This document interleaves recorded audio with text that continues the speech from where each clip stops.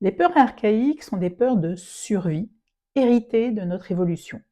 Elles ne viennent pas de notre tête rationnelle, mais des parties les plus anciennes de notre cerveau.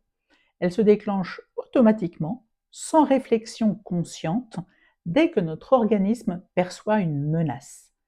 Et cette menace peut être réelle ou simplement ressentie. On distingue principalement trois grandes peurs archaïques qui sont à l'origine de nombreuses peurs secondaires. La première peur est la peur de l'impuissance. Elle apparaît lorsque nous vivons une situation que nous subissons sans possibilité d'agir. Ça peut être un deuil, une maladie. Elle peut se manifester ensuite par une grande fatigue, une perte d'élan, un sentiment de résignation, parfois des états dépressifs. Ce n'est pas de la faiblesse, c'est un mécanisme de protection du système nerveux. La deuxième peur archaïque est la peur de l'incapacité. Ici, la question inconsciente est « suis-je capable ?» Cette peur pousse souvent à procrastiner, à vouloir être parfait, à se comparer en permanence, à accumuler des formations sans jamais passer à l'action.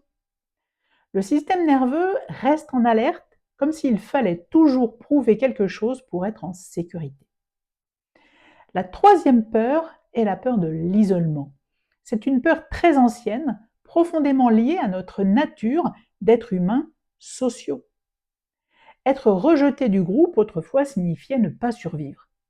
Aujourd'hui, cette peur se manifeste par la peur de déplaire, la difficulté de dire non, le besoin excessif de reconnaissance, l'effacement de soi dans les relations.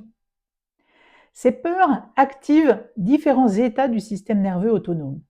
Elles ne sont pas des problèmes à corriger, mais des signaux à écouter. Tant que le corps ne se sent pas en sécurité, le changement durable est difficile. C'est pour cela que lutter contre soi-même ne fonctionne pas sur le long terme.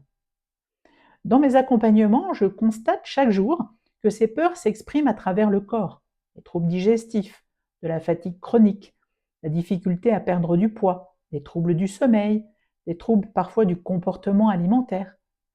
Quand on commence à travailler sur la sécurité intérieure, le corps peut enfin se relâcher et beaucoup de choses se remettent en mouvement naturellement.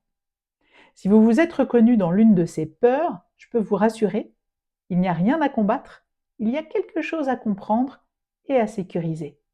À très bientôt.